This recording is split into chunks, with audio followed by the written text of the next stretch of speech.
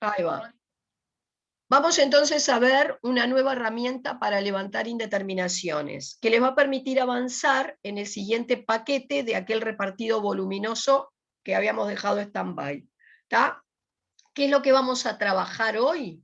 Con cómo levantar indeterminaciones, no importa de qué tipo sean, ¿tá? Puede ser un 0 sobre 0, un infinito sobre infinito, un infinito menos infinito, no importa qué tipo de indeterminación sea, que obviamente no van a poder levantarse por ninguna de las herramientas que hemos visto hasta ahora, porque no cumplen con los requisitos. Por ejemplo, puede ser un 0 sobre 0 que no sea generado por cociente de polinomios, entonces no podés pensar en un Descartes, ¿tá? O que sea un infinito sobre infinito y que cuando vayas a chequear no es generado por cociente de polinomios, o sea que la regla 2 tampoco corre, tampoco hay resta de raíces cuadradas o cúbicas como para pensar en conjugada, y entonces, ¿qué hago? Bien, acá justamente en el colorcito este violeta dice que hay muchos tipos de indeterminación que, no importa de qué tipo sean, pueden intentar levantarse con el recurso de lo que yo voy a llamar límites tipo o equivalentes. Resulta que vamos a demostrar después en el material teórico, está ya para ver, justamente a justificar alguno de estos límites tipos que aparecen tabulados, pueden ser en esa tabla de límite tipo o en esta tabla de equivalentes. ¿Está? Alguien tomó en principio la iniciativa de tabularlos, pero se puede demostrar que cada una de estas expresiones que aparece aquí es valedera, es válida, se cumple, y yo cuando estoy frente a un ejercicio que me generó una indeterminación, agoté todos los recursos y no tengo ningún otro camino, puedo de última intentar de ver si en mi expresión detecto algún límite tipo que entonces esté tabulado su supuesto resultado o un equivalente, o como vamos a ver, si mediante alguna transformación yo puedo llegar a visualizar ese equivalente o límite tipo que en principio podría llegar a estar oculto. Bueno, primero algunas, digamos, definiciones que tenemos puntuadas en el material teórico, pero que acá voy a rescatar y a volver entonces a hacer hincapié. ¿A qué se le llama infinito? Me van a decir, sí, al símbolo ese que parece un 8 acostado. Sí, divino, pero ¿cómo lo defino formalmente? Bueno, llamaremos infinito a toda expresión cuyo límite sea infinito, no importando el valor de la tendencia. O sea, no solamente ese simbolito es un infinito, sino que hay ciertas expresiones, ciertas funciones que reciben el nombre también de infinitos. ¿Cuáles son? Bueno, acá f de x es un infinito si a calcular su límite para una cierta tendencia, puede ser numérica o infinita, el resultado de ese límite es infinito. Por otro lado, voy a llamar infinitésimo a toda expresión cuyo límite, no importando cuál sea la tendencia, nos da cero. O sea, acá tenés una función alfa de x. Si al calcular su límite cuando x tiende a A, no importa cuánto vale A, el resultado es cero, bueno, esa expresión se conoce con el nombre de infinitésimo. ¿Cuándo dos infinitos son equivalentes? Muchas veces la comparación de infinitos puede hacerse a través del cálculo del límite de su cociente. Según lo que te dé el límite de su cociente, podemos, cuando el resultado de ese límite es 1, concluir que las dos funciones en juego, el f y g, son equivalentes entre sí. Y lo mismo si está frente a dos infinitésimos y yo quiero compararlos. Para compararlos, hago el límite de su cociente. Si el límite de su cociente da 1, entonces voy a decir que esos infinitésimos son equivalentes. Acuérdense que si el alfa y el beta son infinitésimos, es porque antes, cuando calculaste el límite de cada uno de ellos por separado para una cierta tendencia, su resultado fue 0. ¿Tá? Sería para x tendiendo a A. Bien, todo infinito o infinitésimo que sea factor o divisor en una expresión puede reemplazarse por su equivalente, sin que por ello se altere el correspondiente resultado del límite del que ellos estarían formando parte. ¿Está? Importantísima propiedad. ¿Está claro? ¿Por qué me interesa a mí saber que el f y g son infinitos equivalentes?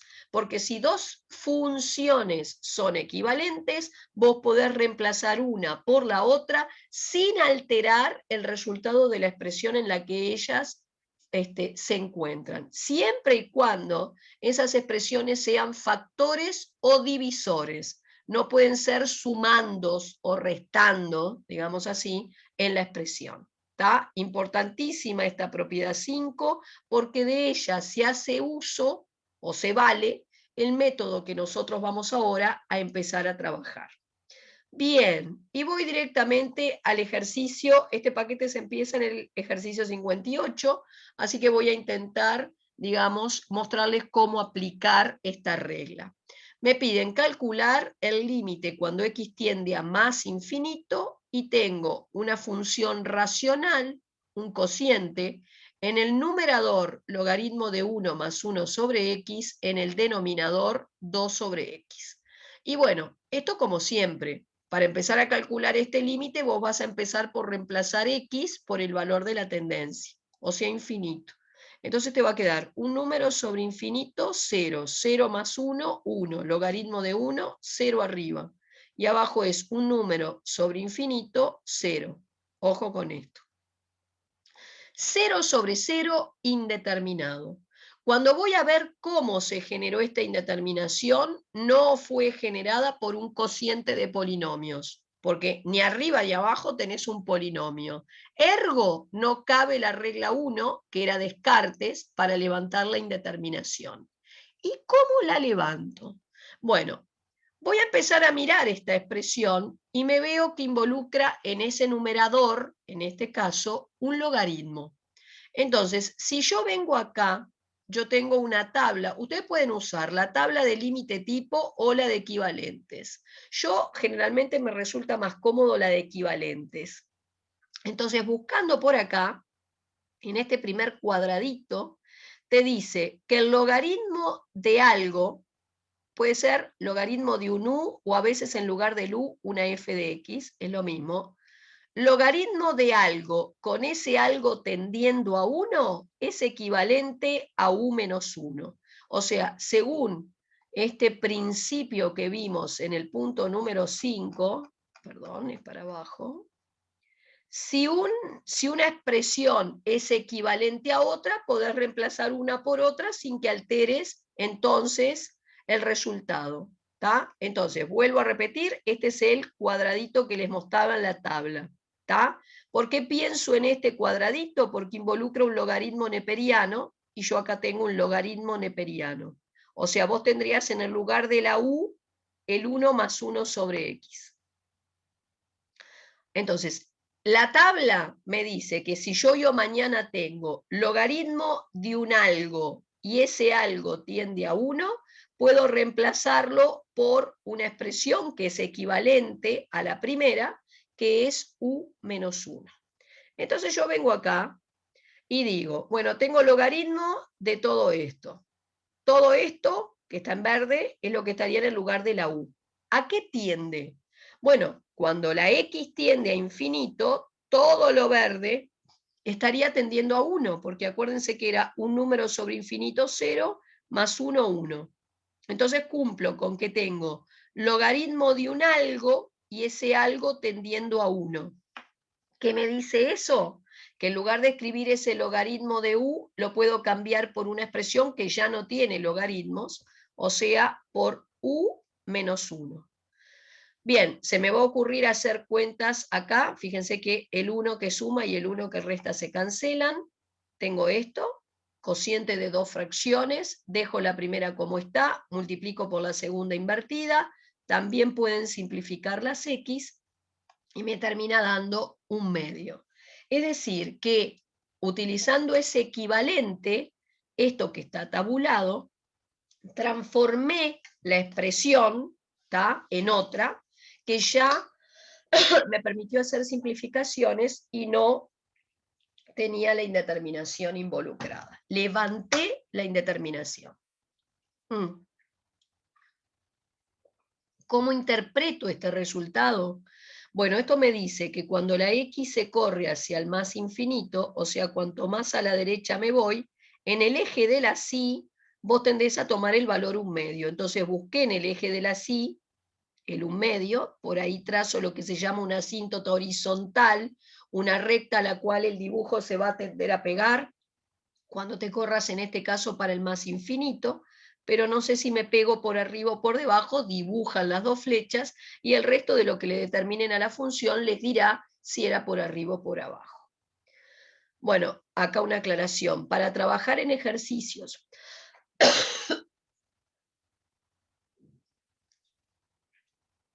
donde aparecen logaritmos, puedo tener que aplicar propiedades. Perdón. Estas son algunas de las propiedades a recordar. ¿Está? Estoy recuperando la voz. Bien. Esto era, para el que no se acuerda, acuérdense que tienen la carpeta de material complementario donde pueden ir a chequear, a revisar. Esta era la definición, estas eran las condiciones de existencia y aquí teníamos algunas de esas propiedades. Voy a otro ejercicio. Los primeros son los que se pueden resolver aplicando el equivalente del logaritmo neperiano. Van a ver que después hay un primer paquete de ejercicios que tienen logaritmo neperiano. Cada vez que veas logaritmo neperiano, sospecha que vas a levantar aplicando el equivalente.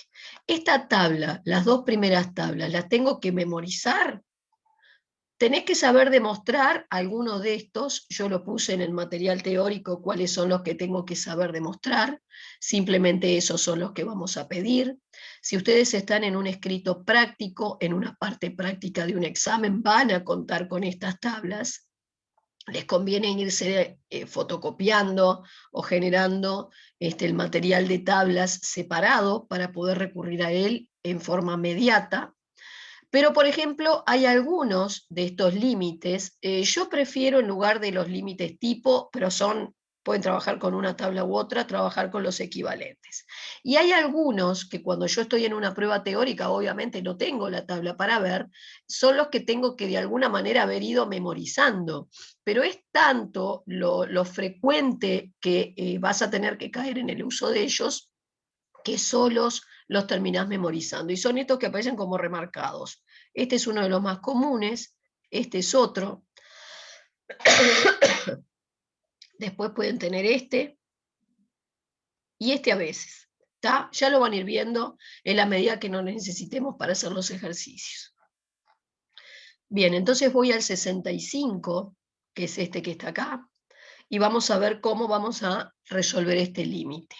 Bueno, primero van a cambiar x por 1. Entonces te queda logaritmo de 3 menos logaritmo de 3, 0 arriba, 0 abajo, indeterminado.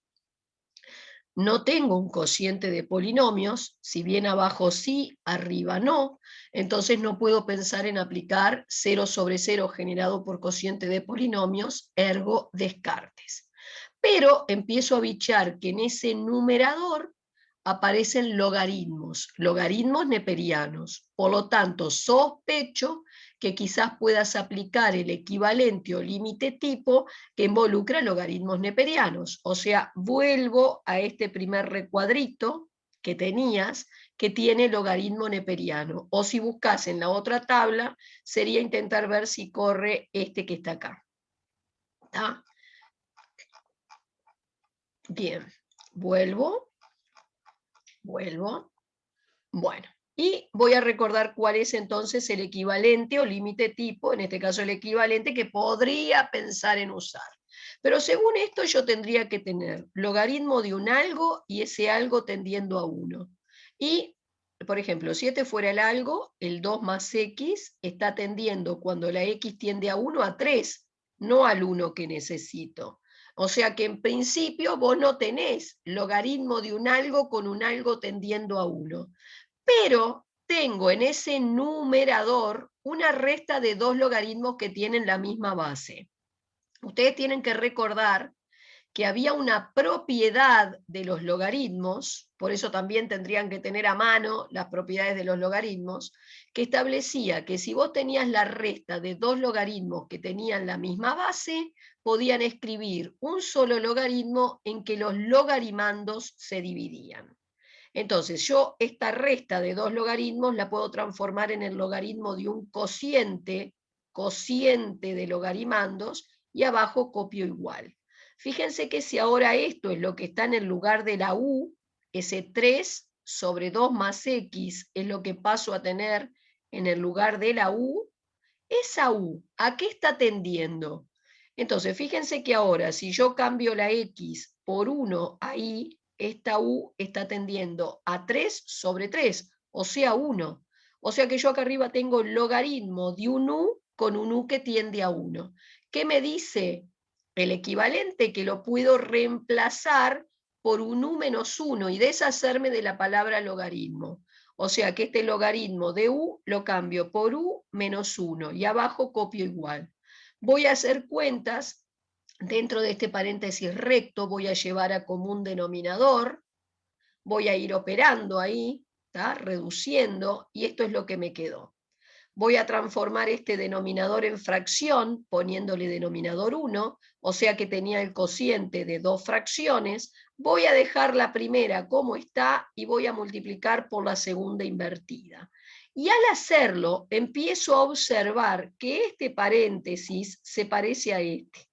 Son iguales, pero tienen los signos cambiados. Entonces vos, cuando te pasa eso, que tenés paréntesis iguales, que solamente difieren en el signo, a uno de los dos, al que quieras, le vas a sacar un menos 1 para afuera de factor común, como quien dice.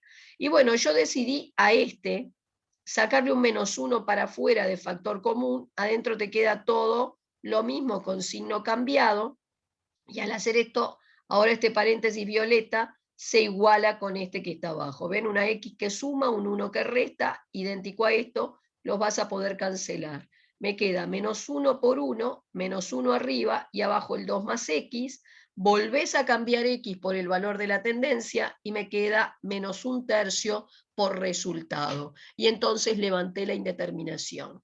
¿Cómo interpreto este resultado? Bueno, cuando la X tiende a 1, no sé por qué lado, por eso ubican en el eje de las X el 1, pero no sabes si te arrimabas por derecha o por izquierda, en el eje de la Y el resultado es menos 1/3. Lo ubican y bueno, no sé si me arrimaba por derecha o por izquierda al 1 y al resultado tampoco sé si me arrimo por arriba o por debajo. Vamos a ver si podemos explicar el 67. Otra vez, empezás por cambiar X por el valor de la tendencia, en este caso es un E, es un límite lateral, en realidad lo que querían, un E por derecha. ¿Tá? Voy a cambiar la X por algo que es casi E. Entonces te queda, logaritmo neperiano de E es 1. 1 menos 1, 0. X menos E, o sea, E menos E, 0. 0 sobre 0, indeterminado. ¿Cómo levanto esa indeterminación que no tiene un cociente de polinomios, porque arriba no hay un cociente de polinomios? Pensando en el equivalente. ¿Lo podré aplicar? Bueno, a ver. Si X es lo que tengo en principio en el lugar de la U, está tendiendo al E, no al 1 que necesito. Entonces voy a pensar en hacer una transformación. ¿Cuál? Fíjense que este 1 que está acá, vos dijiste hoy más arriba que el logaritmo de E vale 1. Entonces, ¿qué pasa si yo cambio este 1 por un logaritmo de E? Mírenlo acá. Cambio el 1 por un logaritmo de e. Genero una resta de dos logaritmos que tienen la misma base. Propiedad de los logaritmos, escribo un solo logaritmo y cociente de logaritmandos. Entonces, si ahora esto es lo que tengo en el lugar de la u, ¿a qué tiende? Cuando la x tiende a e sobre e1. Entonces tenés logaritmo de un u con un u que tiende a 1. Según el equivalente, logaritmo de un u con un u que tiende a 1, lo cambio por u menos 1. O sea, por el e sobre x menos 1. Abajo voy copiando igual. Reduje a común denominador acá arriba. Transformé esto en fracción poniéndole denominador 1, o sea que había un cociente de dos fracciones. La primera como está, multiplico por la segunda invertida, y estos dos paréntesis se parecen, tienen los signos cambiados, así que a uno de los dos, otra vez el artificio de sacarle un menos 1 para afuera, se lo saqué al de arriba, ¿ven? Y ahora estos dos paréntesis quedan idénticos, los vas a poder cancelar, y te quedó menos 1 arriba, x abajo, o sea, menos 1 sobre e. ¿Cómo interpreto esa información? Fíjense que ahora se arrimaba la e solo por derecha, me arrimaba la e solo por el lado derecho, y en el eje de la sí ubicás el menos 1 sobre e. Entonces, en lugar de tener 4 flechas, solo tenés las que vienen por el lado derecho hacia el e. Y ahí entonces tenemos terminado también este ejercicio. Voy a dejar de compartir.